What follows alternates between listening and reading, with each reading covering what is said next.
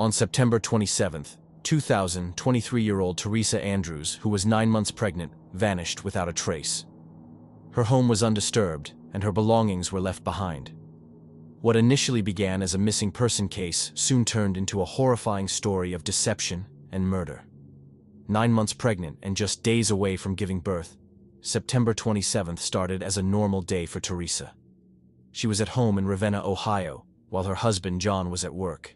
That morning, she received a phone call from someone interested in the Jeep she and John had listed for sale. Excited about the potential sale, she called John at work to inform him.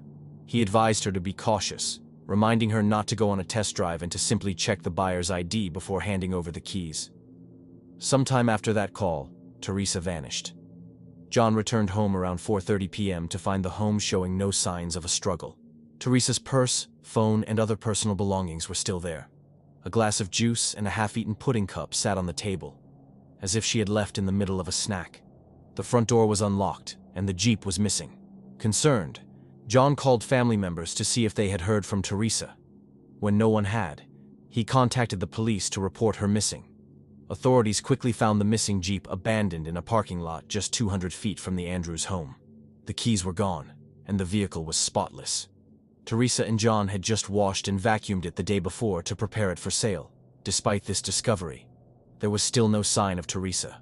Investigators subpoenaed phone records and traced the call Theresa had received that morning to a cell phone registered to Thomas Bika, who lived just 2 blocks away.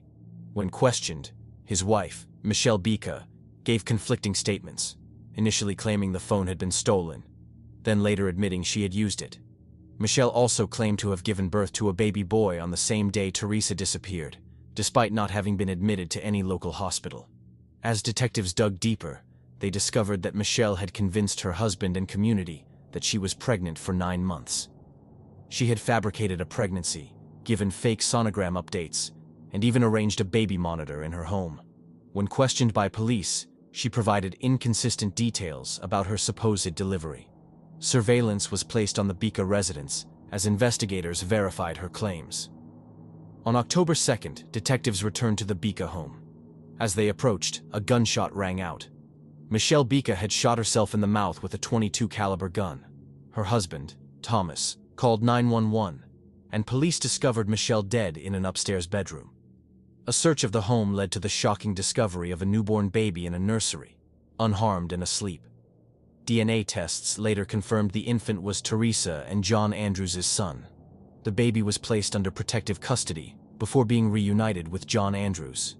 Further investigation into the Bika family home revealed dried blood under the dryer in the laundry room, where Michelle had killed Theresa and performed a crude C-section to steal her unborn baby and pass it off as her own.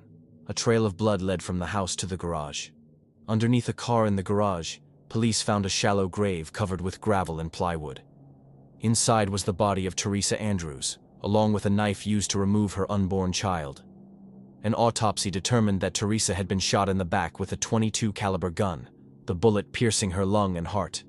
A foot-long incision had been made across her abdomen to remove the baby.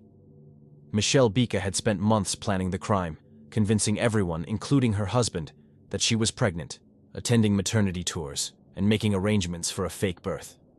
After luring Theresa to her home under the pretense of buying the Jeep, she executed her plan.